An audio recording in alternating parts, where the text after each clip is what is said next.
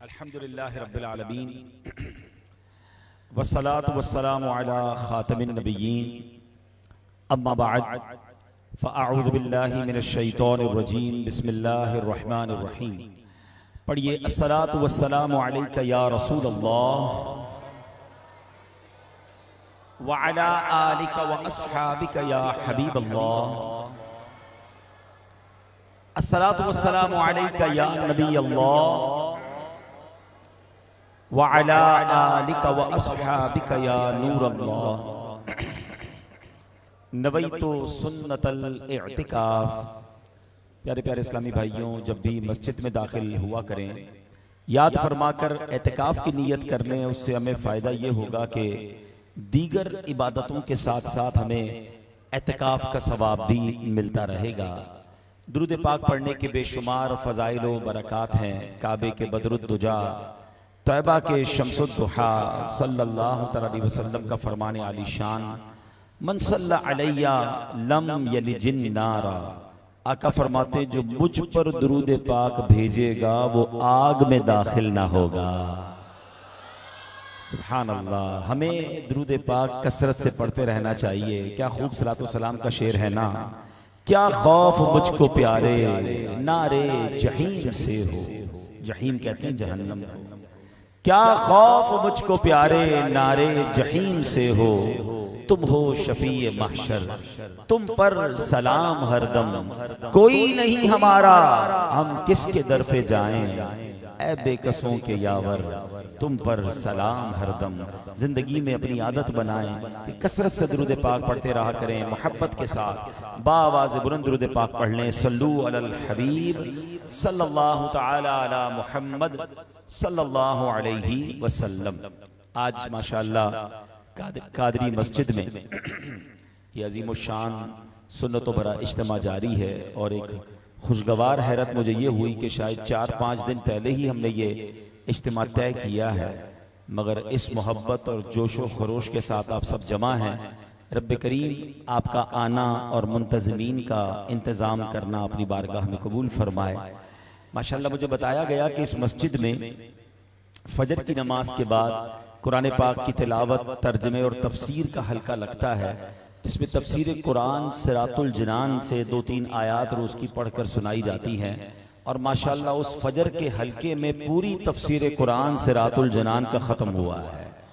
तो सुभान अल्लाह, मुबारक हो उन इस्लामी भाइयों को जिन्होंने ये काम किया, मुबारक हो जिन्होंने ये सुना। और अल्लाह करीम हम सब के दिलों को नूरे कुरान से मुनव्वर फरमाए। अब चूंकि कुरान की ख़त्म कुरान और तफसीर कुरान की बात हो रही है, तो उसी सिलसिले में मैं कुरान पाक ही की आयत, उसका तर्जमा और उसके तहत मिलने वाला पैगाम ये बयान करने की 2 नीयतें हैं। एक तो ये कि जो इस आयत में मैसेज है वो हम सबको मिले, और ये वो मैसेज है जो हम सबको ज़रूरत है। ऐसी प्रॉब्लम्स हैं हमारी जो हम जिसमें गिरफ्तार हो जाते हैं। इंशाअल्लाह इस एक आयत की तफसीर और तर्जमे से बहुत सारी गाइडलाइंस हमें मिल जाएंगी। और दूसरी नीयत यह है कि ये रियलाइज करवाया जाए कि जब एक आयत का तर्जमा और उसकी तफसीर और उससे मिलने वाले पैगाम में इतना कुछ है, तो अगर मैं पूरा कुरान पढ़ूंगा तो मुझे क्या कुछ नहीं मिल जाएगा। कुरान अल्लाह का पैगाम है, मोमिनों के नाम है, तो हमें चाहिए कि कुरान से दोस्ती लगा लें। एक हदीस पाक से जरा रियलाइज कीजिए कि मेरा और आपका कुरान से ताल्लुक कैसा है। अल्लाह के नबी अलैहिस्सलाम फरमाते हैं वो दिल वीरान है जिसमें कुछ कुरान नहीं है। अब चेक कर लें कि मेरे और आपके दिल में कितना कुरान है, हमारी दोस्ती कितनी है कुरान से। पूरा पूरा दिन गुजर जाता है, बल्कि कहने दीजिए कई हफ्ते, कुछ लोगों के कई महीने गुजर जाते हैं, मगर वो कुरान को देखते नहीं है, कुरान को छूते नहीं है, कुरान को पढ़ते नहीं है। इतना दूरी कुरान से अच्छी नहीं है। आज बयान में ये नीयत एक और भी है कि जब अंदाजा हो कि एक आयत में इतना कुछ है, तो पूरे कुरान में क्या कुछ खजाने छुपे हुए नहीं होंगे। तो और से सुनेंगे इंशाअल्लाह तो बरकतें हासिल होगी। कुरान मजीद फुरकान हमीद में अल्लाह करीम इरशाद फरमाता है, वला तक़फ़ु मा लैसा लका बिही इल्म इन्नस-समअ वल बसर वल फुआद कुल्लु उलाइका कान अन्हु मसऊला। आसान तर्जुमा कुरान कंजुल इरफान। और उस बात के पीछे न पड़ जिसका तुझे इल्म नहीं, बेशक कान और आंख और दिल उन सब के बारे में सवाल किया जाएगा। कुरान ने वाज़े समझा दिया। ये कौन सी पारा 15 है, सूरह बनी इसराइल आयत नंबर 36 है। एक अहम तरीन लेसन दिया गया और वो सबक क्या है, अगर इसको हम अपनी जिंदगी पे नाफिज कर लेना, यकीन माने इतनी सारी टेंशन और परेशानियों से बच जाएंगे।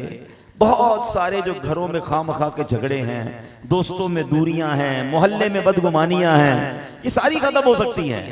बहुत सारा कीमती वक्त जो हमारा जाया हो जाता है बहसबाजी में, वो खत्म हो जाएगा। दिमागी उलझने और डिप्रेशन खत्म हो जाएंगे अगर इस एक आयत पर अमल कर ले। अब जरा गौर से सुने इस आयत में, मैं अब इसको जरा मजीद डिटेल से बयान कर देता हूं। कुरान कहता है वला तकफू, और पीछे न पड़।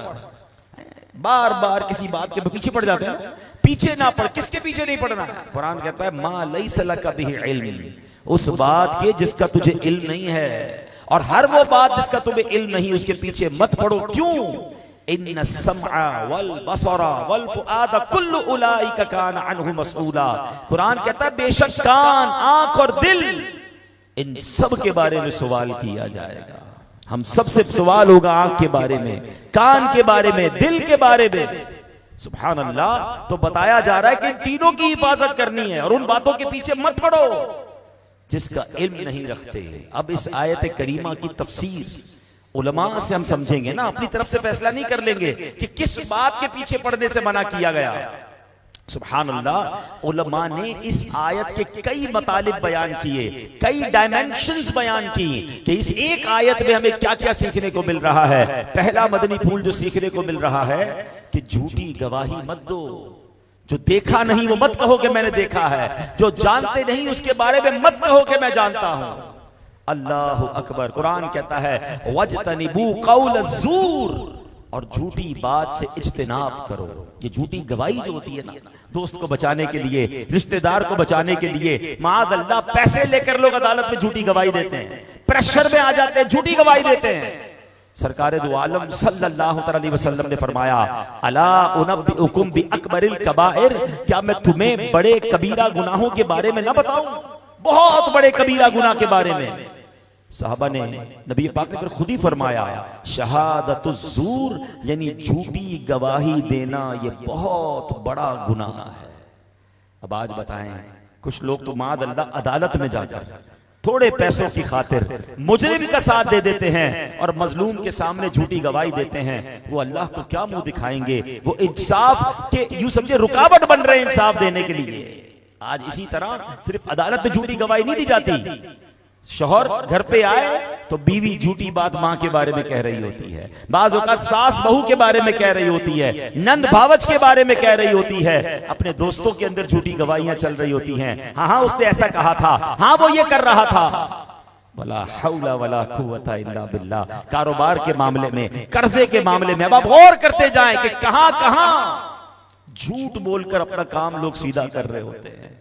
हालांकि कुरान कहता है उन बातों में मत पड़ो, उन बातों के पीछे मत जाओ जो नहीं जानते, जिसका इल्म नहीं रखते। बाज़ औक़ात तो ऐसा भी होता है कि मालूम है दोस्त गलत है, मगर चूंकि मेरा दोस्त है तो सामने वाला बेशक मजलूम है, हम दोस्त का साथ देते हैं। यहां दोस्त का साथ नहीं देना है, यहां रिश्तेदार का साथ नहीं देना है। जिंदगी में एक उसूल बना ले, हमेशा इंसाफ का साथ देना है, हक का साथ देना है, कभी भी जालिम का साथ ना दें। उलमाए किराम बैठे हैं। सरकारे दो आलम अलैहिस्सलाम की बड़ी मशहूर हदीस है कि वो खुशनसीब जिनको कयामत के दिन अल्लाह के अर्श का साया नसीब होगा। उनमें पहले नंबर पर मेरे आका ने फरमाया आदिल हुक्मरान, अदल करने वाला हुक्मरान जो होगा उसे कयामत के दिन अल्लाह के अर्श का साया मिलेगा। तो बताओ ना, जो अदल नहीं करने वाला होगा उसका क्या हाल होगा? जो जालिम का साथ देने वाला होगा उसका हाल क्या होगा? जो झूठी गवाही देने वाला होगा उसका साथ क्या, उसका मामला क्या होगा? दोस्त का झगड़ा हो जाए, यार मेरे दोस्त का झगड़ा है, मैं दोस्त के साथ हूं। अरे भाई दोस्त जुल्म तो नहीं कर रहा, ये तो देख लो। तुम्हारा दोस्त किसी के साथ ज्यादती तो नहीं कर रहा। भाई मुझे नहीं पता, दोस्त मेरा है, जिधर कहेगा लड़ने के लिए तैयार हूं, जिधर ले जाएगा गवाही दे दूंगा। वला हौला वला कुव्वता इल्ला बिल्लाह। कुरान कह रहा है उन बातों में मत पड़ो जिसका इल्म नहीं रखते। कभी जिंदगी में झूठी गवाही नहीं देनी। नबी पाक अलैहिस्सलाम ने फरमाया लन तज़ूल क़दम मुशाहिदिज़ ज़ूर हत्ता युजिबल्लाहु लहुन नार। झूठे गवाह के कदम भी ना हटने पाएंगे कि अल्लाह पाक उसके लिए जहन्नम वाजिब फरमा देगा।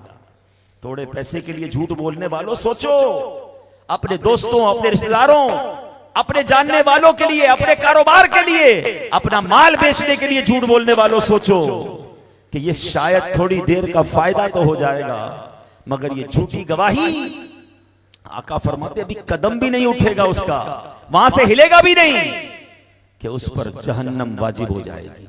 किधर जाएंगे हम? आगे चलते हैं।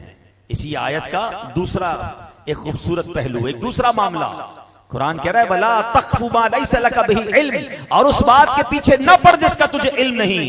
इसका एक माना उलमा ने यह बयान किया, जब जिस बात का तुम्हारे पास इल्म नहीं, अपनी तरफ से जवाब ना दो, खामखा अपनी अकल के घोड़े मत दौड़ाओ। पता चला कि 100% यकीन के साथ अगर आपको शरई मसला मालूम है, आप फिर बयान करें, अलबत्ता मालूम ना हो तो फिर बताएं ना। अब मसला यह है कि हर किसी को मसले बताने का शौक है, इल्म है या नहीं है। हर किसी को जनाब सोशल मीडिया मिल गया, कैमरा खोला, कुरान की तफसीर शुरू कर दी, माद अल्लाह कैमरा खोला, हदीस के बारे में बयान करना शुरू कर दिया, दीन की इंटरप्रिटेशन, दीन की तारीफ अब वो लोग बयान कर रहे हैं जिनके पास अपने पास भी इल्म नहीं। बल्कि यहां तो उलमा को भी कहा जाता है कि आप बेशक आलिम हैं, हर आलिम को हर मसला आता हो ये जरूरी नहीं है। अगर सवाल पूछा जाए और आपको नहीं आता तो आप कह दें ला अदरी। उलमा ने इसको भी आधा इल्म बयान किया है कि आपसे कोई पूछे और आप कहे मुझे नहीं मालूम, मैं पढ़ के बताऊंगा, ये इल्म की शान है। अल्लाह अकबर, कैसे कैसे नबी पाक ने सहाबा की तरबियत की। अब जरा एक वाकया सुनिएगा। अल्लाह अकबर, एक बार क्या हुआ कि अगर किसी ने गलत मसला बता दिया ना तो उसका इजाला भी करना पड़ेगा। ऐसा नहीं बंदा तौबा कर ले, कोई बताए कि यार आपसे गलती हो गई थी बयान में, आपने किताब में गलत लिख दिया था, आपने उस दिन मसला गलत बता दिया था, आपका मैं अल्लाह से माफी मांगता हूं। नहीं नहीं, जिसको गलत बताया है या आपकी बात जहां तक पहुंची है, अब इसका इजाला भी करना होगा। अल्लाह अकबर। एक बार क्या हुआ, सहाबी रसूल हजरत अबू हुरैरा रज़ियल्लाहु अन्हु, कितने बड़े सहाबी, ठीक है। नबी पाक सल्लल्लाहु अलैहि वसल्लम एक मरतबा ईशा की नमाज पढ़ा के वापस जा रहे थे। मैंने देखा कि नबी पाक के रास्ते में एक औरत खड़ी है, अपने आप को पूरी तरह ढांक कर रखा है। उसने मुझे बुलाया, कहती ऐ अबू हुरैरा, मुझसे बहुत बड़ा गुनाह हो गया है, क्या मेरे लिए तौबा है? मैंने गुनाह की तफसील पूछी, उसने अपना गुनाह बताया। मैंने कहा तू तो हलाक हुई, दूसरों को भी हलाकत में डाल दिया, इतना बड़ा गुनाह करके तू तौबा की उम्मीद रखती है? अल्लाह पाक की कसम, तेरे लिए कोई तौबा नहीं। हजरत अबू हुरैरा ने यह बयान कर दिया। अच्छा, सैयदना अबू हुरैरा रज़ियल्लाहु अन्हु ने जब ये बयान किया तो वो औरत तो शर्मिंदगी का इतना गलबा हुआ, कांपने लगी और कांपते कांपते बेहोश हो गई। हजरत अबू हुरैरा कहते कि मैं तो अपने रास्ते चला गया। फिर ख्याल आया कि सरकार दो आलम अलैहिस्सलातु वस्सलाम दरमियान हमारे मौजूद हैं, मैंने उनसे पूछे बगैर ही हुक्म सुना दिया, मैंने उनसे बात ही नहीं की, मैंने उनसे मसला पूछा ही नहीं। कहते मैं नबी पाक की बारगाह में गया, आका को सारी बात बताई कि एक औरत आई थी, बहुत बड़ा गुनाह करके आई थी, हुजूर पूछ रही थी कि मेरी तौबा कबूल है कि नहीं। मैंने तो कह दिया तेरी तौबा कबूल नहीं। अल्लाह अकबर। नबी पाक ने ये सुना तो फरमाया इन्ना लिल्लाहि व इन्ना इलैहि राजिऊन। ऐ अबू हुरैरा, तू खुद भी हलाक हुआ, उस औरत को भी हलाकत में डाला, क्या तुम्हें अल्लाह का ये फरमान याद नहीं? फिर नबी पाक ने कुरान की ये आयत पढ़ी, इल्ला मन ताबा व आमना व अमिला अमलन सालिहन फउलाइका युबद्दिलुल्लाहु सय्यिआतिहिम हसनात व काना अल्लाहु गफूरर रहीमा। क्या शानदार ऐलान है तौबा करने वालों के लिए कुरान में। अल्लाह फरमाता है मगर जो तौबा करे और ईमान लाए और अच्छा काम करे तो ऐसों की बुराइयों को अल्लाह नेकियों से बदल देगा, और अल्लाह बख्शने वाला मेहरबान है।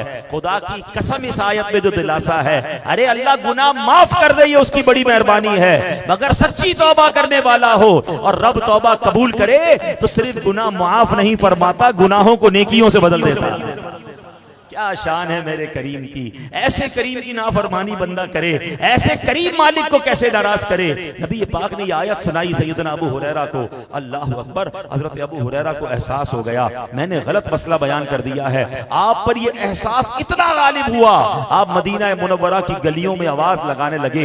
एक औरत ने रात मुझसे मसला पूछा था, औरत ने चेहरा ढांपा हुआ था, आप जानते नहीं थे वो औरत कौन सी है। अब उसकी तलाश जारी है, आप ऐलान करते जा रहे हैं, कोई बता दे वो औरत कौन है। सारा दिन सदा लगाते रहे, रात जाकर पता चला कि वो कल जो औरत आई थी वो फिर उसी जगह खड़ी है। आप उसके पास गए, नबी पाक का फरमान सुनाया और सुनाया तुम्हारी तौबा बिल्कुल कबूल होगी, अल्लाह बड़ा गफ्फार है, वो सत्तार है, तौबा करना है तुमने। ये औरत तो खुशी के मारे अब बेहोश हो गई, पहले गम के मारे तकलीफ के मारे बेहोश हुई थी, अब खुशी के मारे बेहोश हो गई। और अब कहती है, सुनते ही खातून इतनी खुश हुई कि मारे खुशी के कहा मेरा एक बाग है, मैंने अपने गुनाह के कफारे में वो बाग राहे खुदा में सदका कर दिया। अब इस वाक़े से कई बातें सीखने को मिल रही हैं। ये किसी को ना उम्मीद नहीं करना चाहिए। कुछ लोग जो हैं या तो खुद ना उम्मीद हो जाते हैं, ये दूसरों को इतने सुना रहे होते कि तेरी तो बिल्कुल तौबा कबूल नहीं, तू पक्का जहन्नमी। अब वो बंदा अल्लाह के करीब कैसे आएगा? मैं और आप कौन है किसी के बारे में फैसला करने वाले? वो करीम मालिक है, वो चाहे तो एक नुक्ते पर मग़फ़िरत फरमा दे। तू करीम ही जो ठहरा तो करम के क्या ठिकाने, तू करीम ही जो ठहरा तो करम के क्या ठिकाने, तू नवाजने पे आए तो नवाज दे ज़माने। कभी मायूस नहीं होना है, कितने भी गुनाह क्यों ना हो, आ जाओ उसकी बारगाह में, सर झुका दें। अल्लाह की शान बहुत बड़ी है, वो करीम है, वो माफ करने वाला। याद रखिए, ईमान की तारीफ उलमा ने बयान की, अल ईमान बैनल खौफ वर रिजा। ईमान खौफ और उम्मीद के दरमियान की शय का नाम है। यानी ऐसा भी नहीं हो कि बंदा इतना बेखौफ हो जाए कि अल्लाह माफ करने वाला, जो करना करते रहो, या इतना खौफज़दा ना हो जाए कि मैं इतना गुनाहगार हूं, मेरी बख्शिश ही नहीं होगी। नहीं, खौफ भी रखना है, उम्मीद भी रखनी है, उसके दरमियान रहना है। तो ये पता चला कि किसी को ना उम्मीद नहीं करना। और दूसरी बात, कभी गलत मसला बयान ना करें, नहीं आता मना कर दें, आपकी शान में कोई कमी नहीं होगी। बड़े बड़े उलमा, बड़े बड़े फुकहा बिल्कुल भरे मजमे में कह दिया करते कि मुझे नहीं मालूम, ला अदरी। अगर आज के दौर में देखें, एक ऐसी शख्सियत जिसके करोड़ों मुरीद हैं और जनाब बराए रास्त वो मदरी चैनल पर मौजूद होते हैं, न जाने लाखों करोड़ों आशिकार रसूल दुनिया भर में सुन रहे होते हैं, उनसे सवाल किया जाता है, बाज़ औक़ात कहते हैं मुझे इसका मसला नहीं मालूम, मैं मुफ्ती साहब से पूछकर बताऊंगा। और अगर कभी मसला बता दिया और बाद में पता चला कि गलती हो गई है, आप लाइव चैनल पर आकर बताते हैं कि फला दिन मैंने ये मसला बयान किया था, उसमें ये कमजोरी रह गई, अब वो क्लिप डिलीट कर दिया जाए, ये नया क्लिप लगा दिया जाए। मैं आपसे पूछता हूं, अमीर अहले सुन्नत का इस तरह मसला बयान करना, उलमा से पूछकर बयान करना, अपनी बात नहीं आती तो मना कर देना, क्या आपकी इज्जत कम हो गई? क्या लोग आपसे दूर हो गए? नहीं होता है साहब, अल्लाह पाक और इज्जत देता है। मगर कुछ लोग इसको कसरे शान समझते हैं कि यार मुझसे मसला पूछा है, भैया कैसे कह दूं मुझे नहीं आता। माद अल्लाह जो दिमाग में आया वो बता देते हैं, ये हराम। सरकार दो आलम सल्लल्लाहु अलैहि वसल्लम की हदीस, जिसने कुरान के मुतालिक बगैर इल्म के कुछ कहा वो अपना ठिकाना जहन्नम में बना दे। आज तो लोगों का तकिया कलाम हो गया, अल्लाह ने कुरान में ये फरमाया, तुम्हें नहीं पता अल्लाह क्या कहता है, उसको रोक के पूछ लो ना, बताओ कहां है कुरान में, तो कुछ भी नहीं पता होगा, बस बहस करनी है। अल्लाह ने कुरान में फरमाया, हुजूर की हदीस है, तुम्हें मालूम नहीं अल्लाह क्या कहता है इस बारे में? आपको मालूम है, आप सुनाए ना कौन सी आयत है, और आपने कहा किस आलिम दीन से उसकी तफसीर पढ़ी है। ये अपनी जबान पे आना भी नहीं चाहिए। जब तक 100% इल्म ना हो, अपनी राय से कुरान बयान करना, अपनी राय से हदीस बयान करना, ये जहन्नम में जाने वाला काम है। आप देखिए, जो जितना सही आलिम होगा ना वो उतना मोहतात होगा, जितना ज्यादा जिसको इल्म होगा वो उतना मोहतात होगा। ये बेइल्म पानी के बुलबुले आपको सब जरा नजर आ रहे हैं। और अफसोस ये है कि हमारे नौजवान, सोशल मीडिया सबके पास है, सबको सुनना है, सुन के फिर परेशान हो रहे हैं कि हजरत फलां तो ये कहता है, फलां ये कहता है। अल्लाह के बंदों, पहले अपना अकीदा तो सीख लो। छोटी सी क्लिप आती है, लोग परेशान हो जाते हैं। सदियों से जो हमारे औलिया किराम, सहाबा किराम, हमारे उलमा में सिखाते आ रहे हैं, लेकिन आज कोई एक छोटा सा क्लिप आ जाए तो परेशान हो जाते हैं कि यार हम रफ़ा देन क्यों नहीं करते, हम ये 2 रकअत वितर की क्यों नहीं पढ़ते, फला आलिम तो कह रहा था 1 रकअत भी होती है, 2 भी होती है, हम 3 क्यों पढ़ते। अपना इल्म मौजूद नहीं है, सबको सुन के कंफ्यूज होना है। तो मेरे प्यारे भाई, पहले खुद तो इल्म हासिल कर लें। और इल्म किससे सीखना है? जो उलमा हैं, उलमाए हक हैं। प्रॉब्लम यह है कि हमने उलमाए हक से दीन सीखा नहीं और सोशल मीडिया पे सबको सुनना शुरू कर दिया। मैं सिर्फ एक मिसाल के जरिए बात को समझा देता हूं। आपको अपना घर बनाना हो, ठीक है, किसी दर्जी, आपका एक मोहल्ले में एक दर्जी हो, कपड़े बड़े अच्छे सीता है, आपका बेस्ट दर्जी कोरंगी का। कोई बंदा कहे यार ये कपड़े बड़े अच्छे सीता है, घर भी इसी से बना लेते हैं, तो आप क्या कहेंगे? भाई वो दर्जी है, वो बिल्डर नहीं है, ठीक है। अच्छा, एक बंदा जो है, आप जब भी जाते हैं कसाई के पास, वो गोश्त बड़े अच्छे तरीके से काटता है, आप कहते हैं यार इसकी हाथ बड़ा अच्छा चलता है, अपने बेटे का ऑपरेशन भी इसी से करवा लेते हैं।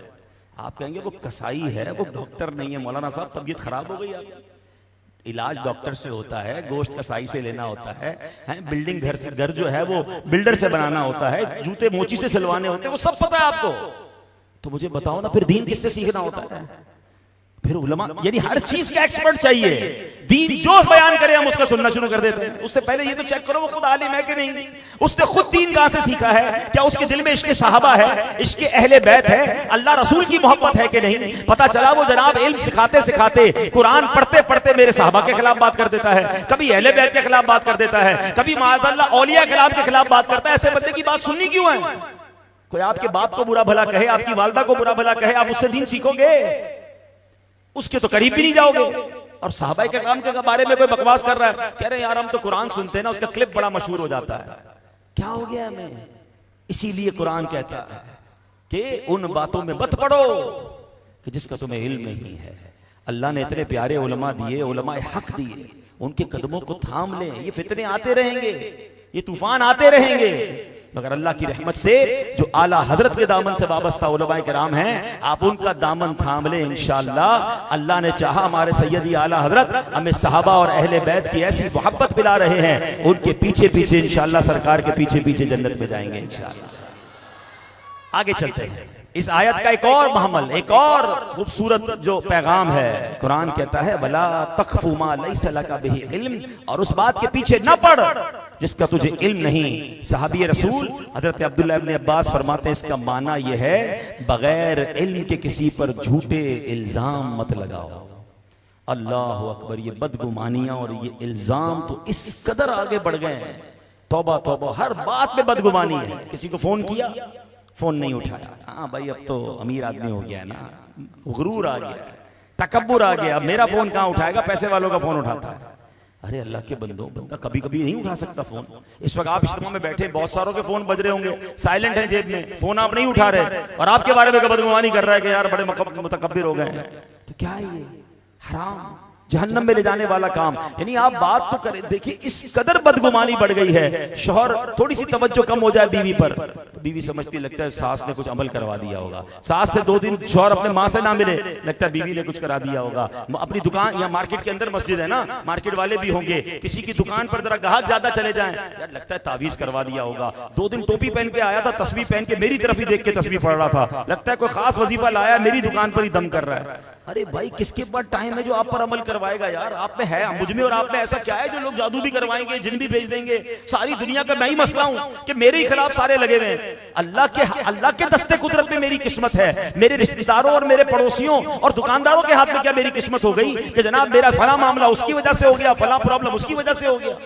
अपने अमाल की तरफ तवज्जो क्यों नहीं करते कि मेरे गुनाहों की कहीं मुझे सजा ना मिल रही हो? और ये आजमाइशें तो जिंदगी में आती हैं। सर में दर्द हुआ, जादू हो गया होगा, पेट में दर्द हुआ, जिन आ गया होगा, कान में दर्द हुआ तो फला ने फूंक दिया होगा, इसी में मर गए। अब बदगुमानियां निकले इससे बाहर। भाई शरीयत हमें, हमारा इस्लाम ये नहीं सिखाता।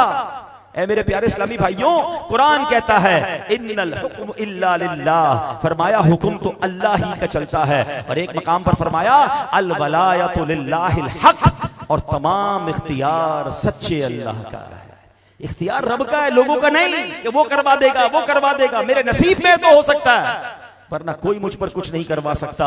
आप नमाज पाबंदी से पढ़ें, बावुजू रहिए, सूरह फलक और सूरह नास का विर्द कीजिए और तवज्जो अपने अमाल की तरफ रखिए। एक बात याद रखिए, हम पर जो प्रॉब्लम्स आती है ना, उसकी बड़ी वजह हम खुद होते हैं। अब जरा हदीस सुन लीजिए ताकि ये मसला हल हो जाएगा। एक बार नबी पाक अलैहिस्सलाम से सिद्दीक़ अकबर रज़ी अल्लाह तआला अन्हु ने सवाल किया, हुजूर अर्ज करते हैं, हुजूर क्या हमारे हर अमल का बदला दिया जाएगा? हम जो अमल करते हैं हर अमल का बदला दिया जाएगा? आका अलैहिस्सलाम फरमाते हैं गफरल्लाहु लका या अबा बकरिन, ए अबू बकर अल्लाह पाक तेरी बख्शिश फरमाए, क्या लोग बीमार नहीं होते? आका सवाल कर रहे हैं, क्या इन्हें रंज नहीं पहुंचता? क्या वो गमगीन नहीं होते? क्या परेशानियां नहीं आती? अर्ज की क्यों नहीं या रसूलल्लाह, ये तो सब कुछ होता है हमारे साथ। फरमाया फहुआ मा तुजज़ौन बिही, बस ये अमाल का बदला ही तो है। आंख हराम देख रही है, कान हराम सुन रहे हैं, जबान झूठ बोल रही है, नमाजें कज़ा हो रही हैं, लोगों के दिल तोड़ रहे हैं और कहते हैं पता नहीं बीमारी क्यों आ गई, नुकसान क्यों हो गया, फला ने कराया होगा। खुद तो देखो तुमने क्या किया सुबह से शाम तक। अल्लाह को नाराज करके कहते रहमतें क्यों नहीं बरस रही, कारोबार में बरकत क्यों नहीं हो रही? हमने कसर कौन सी छोड़ी रब को नाराज करने में? और फिर अपने को कसूर याद नहीं आ रहे, बल्कि बाज़ औक़ात तो सुन के, जुमला सुन के हिल जाता है बंदा, पता नहीं कौन सा कसूर हो गया जो मेरे साथ ये हो रहा है। ये जुमला आता कैसे ज़बान पर यार, कसूर ही कसूर है मेरे, तो मैं तो सुबह से शाम कसूरवार हूं, न जाने कितनी नाफरमानियां जिंदगी में कर ली, और अब मैं ये कहता हूं पता नहीं क्या कसूर हो गया। अच्छा, उसी बंदे से रोक के पूछ लो ना, भाई आप 5 वक्त नमाज तो पूरी पढ़ते होंगे? नहीं, बस वो नमाज में तो सुस्ती हो जाती है। ये बंदा कैसे कह सकता है कि कसूर क्या हो गया? सबसे बड़ा कसूर तो ये कि आप बेनमाजी हैं। पता है आपको, सबसे बड़े गुनाहों में गुनाह ये कि बंदा नमाज नहीं पढ़ता। हमें शराबी बुरा लगता है, शराब हराम, मगर नमाज कजा करना इससे बड़ा गुनाह है। मगर वो किसी को बुरा नहीं लगता, क्योंकि सारे बेनमाजी होते हैं। ऐसा ना करें। अपनी जिंदगी में अगर सुकून चाहते हैं, अपनी जिंदगी में अगर भलाइयां चाहते हैं, खैर चाहते हैं, तो रब की रिजा वाले काम करें। अल्लाह को नाराज करके आप खैर की उम्मीद कैसे रख रहे हैं? ये तो करीम है जो सांस बंद नहीं कर रहा, ये तो करीम है जो हमारे हाथ पैर चल रहे हैं, वरना वो चाहता तो मेरी आंख हराम देखती मैं अंधा हो जाता, पैर हराम की तरफ जाते लंगड़ा हो जाता। ये तो उसकी मेहरबानी है, ऐब छुपाए हुए हैं, लोग इज्जत कर रहे हैं। खुदा की कसम, जितना रब ने हम पर एहसान किया और जितना वो हमारी नाफरमानियों के बावजूद नवाज रहा है, फिर शिकवा ज़बान पर कभी नहीं आना चाहिए। तो काश ये बात समझ आ जाए और हम इन तमाम बातों से निकल जाएं। आखिरी वाकया सुन लीजिए। घरों में भी अजीब अजीब इल्जामात, अजीब अजीब शक व शुबा, अजीब अजीब झगड़े चल रहे हैं। एक साहबी ने, बुखारी की हदीस, एक देहाती शख्स नबी पाक की बारगाह में हाजिर हुआ, अर्ज करता, या रसूल अल्लाह सल्लल्लाहु अलैहि वसल्लम, मेरे एक ऐसे बच्चे की पैदाइश हुई है कि हुजूर उसकी शक्ल मुझसे नहीं मिलती।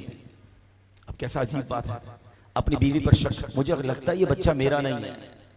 अल्लाह अकबर। अब सुभान अल्लाह, मेरे आका ने क्या जवाब दिया? आका फरमाते हैं, तुम्हारे पास ऊंट हैं? कहता हुजूर बहुत सारे ऊंट हैं। फरमाया किस रंग के हैं? कहा हुजूर वो सुर्ख रंग के हैं। आका ने फरमाया को उनमें खाकी रंग का भी है? कहा हुजूर जी हाँ, कुछ ऊंट खाकी रंग के भी हैं। फरमाया बताओ सुर्ख रंग के ऊंटों की नस्ल में खाकी रंग के ऊंट कहां से आ गए? तो कहते हुजूर सुर्ख ऊंट के बाप दादाओं में कोई खाकी रंग का ऊंट रहा होगा, उसकी रग ने इसको अपने रंग में खींच लिया। तो आका ने फरमाया कि ये भी तो मुमकिन है कि तुम्हारे बाप दादाओं में कोई काले रंग का हुआ होगा और उसकी रग ने तुम्हारे बच्चे को अपनी रग की तरफ खींच लिया, इसलिए वो बच्चा तुम्हें अपनी शक्ल का नहीं लग रहा है, तुम्हारा हम शक्ल नहीं है। उस साहबी रसूल ने, उस शख्स ने कहा कि ठीक है हुजूर, मुझे बात समझ आ गई है। अब छोटी छोटी बातों पर घर में शक है, शुबा है, लड़ाई है, झगड़ा है, इतनी शक के साथ जिंदगी नहीं गुजरती है। मियाँ बीवी ये गाड़ी के दो पहिए हैं, आप सारा दिन घर से बाहर होते हैं, वो घर संभालती है बेचारी, अब जनाब वो शक कर रही है या आप शक कर रहे हैं और छोटी छोटी बातों पर इल्जाम लगा रहे हैं। ऐसा ना करें, जिंदगी मुश्किल ना करें, एतमाद करें, अल्लाह पर भरोसा करें और अल्लाह से खैर की उम्मीद रखें। तो बहरहाल मेरे प्यारे इस्लामी भाइयों, आज चंद बातें अर्ज की हैं, वरना इसके आगे इतनी, इस एक ही आयत के तहत इतनी बातें आती हैं जो हम पड़े हुए हैं, जिन कामों में हम पड़े हुए उन कामों में हैं जिनकी हमें जरूरत नहीं है, और उन कामों को छोड़ा हुआ है कि जो हमें सीखना जरूरी है। हालांकि कुरान कहता है वला तख्फु मा लैसा लका बिही इल्म, और उस बात के पीछे न पड़ जिसका तुझे इल्म नहीं। आज चाय के होटल पर क्या हो रहा है? फला मुल्क का कौन सा मिसाइल आ गया, फला मुल्क ने ये कर दिया, लगता है भाई अब तो पेट्रोल का रेट बढ़ जाएगा। ऐसी पेट्रोल पर बहस हो रही है जैसे हजरत के 4 तेल के कुएं हैं। डलवाना स्कूटर में 100 रुपए का पेट्रोल है और रेट चेक हो रहा है इंटरनेट पर कि आज पर बैरल रेट क्या है, क्योंकि टाइम बड़ा है। गोल्ड का रेट लोगों को पता, आज स्टॉक एक्सचेंज कितना ऊपर गई है, फला फुटबॉल के मैच का रिजल्ट क्या है, सारी बहस करवा लो।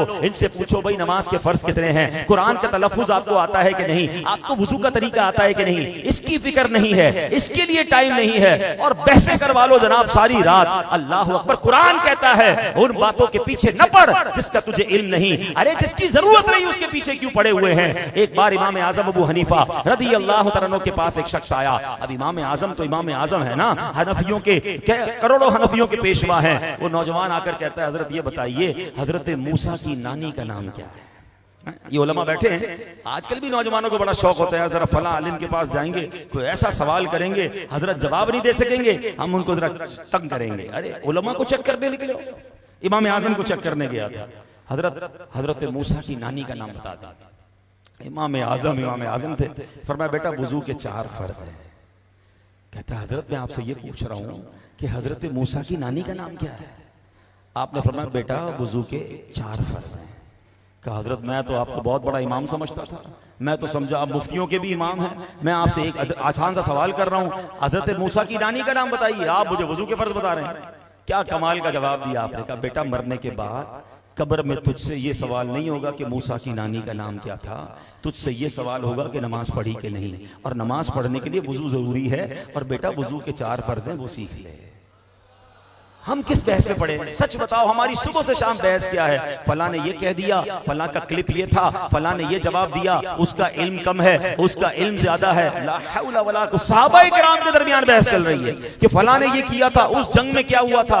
वो अल्लाह के बंदे और वो सहाबा सब जन्नती हैं, हम कौन होते हैं किसी के बारे में बात करने वाले? अंदर देखो ना हमारे अंदर क्या चल रहा है, हमारे अंदर कितनी कमजोरी है। 4 दोस्त मिलकर बैठते, कोई कहता है जरा अंदर की खबर सुनाओ, वो अगला भी आके कहता है बहुत अंदर की लाया हूं। अच्छा जल्दी बता क्या लाया अंदर की। अरे अपने अंदर की देखो ना, किसी के घर के अंदर क्यों झांकना है? कुरान कह रहा है वला तजस्ससू, अरे तजस्सुस ना करो, लोगों की पोशीदा बातों के तजस्सुस में ना पड़ो। और हमें किसी के घर में क्या हो रहा है, किसी के कारोबार में क्या हो रहा है, यार इसने नई मोटरसाइकिल कैसे ले ली, नया मोबाइल कैसे ले लिया, समझ नहीं आ रहा, लगता है 2 नंबर का काम कर रहा है। अरे भाई अल्लाह उसे नवाज रहा है, अल्लाह उसे दे रहा है, और तुम्हें तकलीफ क्यों हो रही है? और अगर वो 2 नंबर का काम कर भी रहा है तो वो जाने, उसका रब जाने।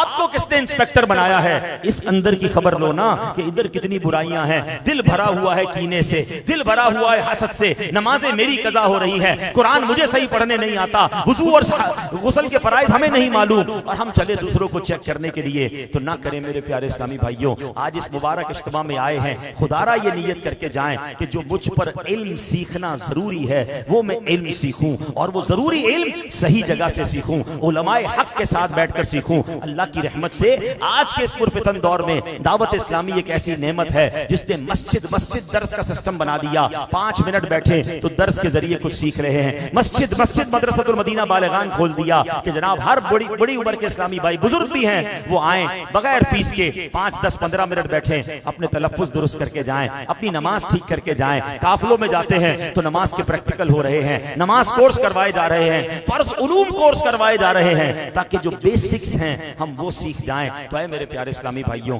दावत इस्लामी के इस माहौल से वाबस्ता रहें। आपके कोरंगी से भी काफिले रवाना होते हैं, उन काफिलों में सफर करें। और माशाअल्लाह मुझे बताया गया कि इस मस्जिद में जल्द जामियतुल मदीना की तरकीब भी करने जा रहे हैं इस्लामी भाई। तो बहुत अच्छी खबर है कि जब भी ये ऐलान हो कि दर्से निज़ामी आलिम बनाने वाला इदारा अगर आपके इलाके में बनता है तो दाखिला लें, अपने बच्चों को बच्चियों को दाखिल कराएं, ताकि हर घर में एक आलिम होना चाहिए। एक जुमला हम सुनते हैं, लोग कहते हैं जनाब खानदान में एक डॉक्टर होना चाहिए, खानदान में एक वकील होना चाहिए। सच्ची बात बताऊं, खानदान में एक आलिम दीन होना चाहिए, खानदान में एक हाफिज कुरान होना चाहिए। अब चेक करें आपके खानदान में उलमा है कि नहीं, आपके बच्चों में कोई हाफिज है कि नहीं तो आज नियत करें। Dawat Islami free of charge, करोड़ों रुपए दावत इस्लामी के खर्च होते हैं, मगर हमारे बच्चों को वो आलिम बना रही है, हाफिज बना रही है। तो क्यों ना हम अपने बच्चों को आलिम और हाफिज बनाएं और अपनी आने वाली नस्लों को इल्म दीन सीखने वाला बनाएं। अल्लाह करीम हमें अमल करने की तौफीक अता फरमाए। आखिर में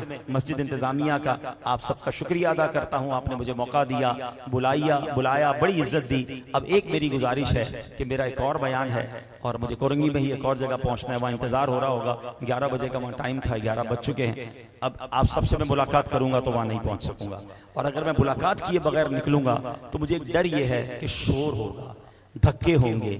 मस्जिद में शोर मचाना भी हराम, धक्के देना भी हराम। हम आए नेकी कमाने हैं ना, अल्लाह रसूल का जिक्र करने आए। मैं आप सबसे मिल तो नहीं सकूंगा, लेकिन आप धक्का देंगे, बड़ी बड़ी उम्र के बुजुर्ग बैठे हैं, किसी को धक्का लग जाएगा, कोई गिर जाएंगे, गुनाहगार ना हो जाए। आप बैठे सुकून से बैठे। माशाल्लाह यहाँ उम्मीद है कि महफिल जारी रहेगी या दुआ वगैरह भी होगी, तो आप मुझे सुकून से निकलने दें।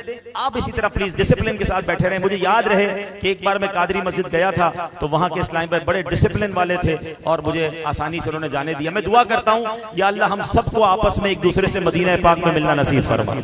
हम इंशाल्लाह मक्के में मिलेंगे, मदीने में मिलेंगे, या जिंदगी में फिर कभी आया आपके पास तो मिलेंगे, लेकिन अभी बैठ जाएं, खड़े नहीं होंगे। मैंने दोबारा कहा ना, धक्का नहीं देना है।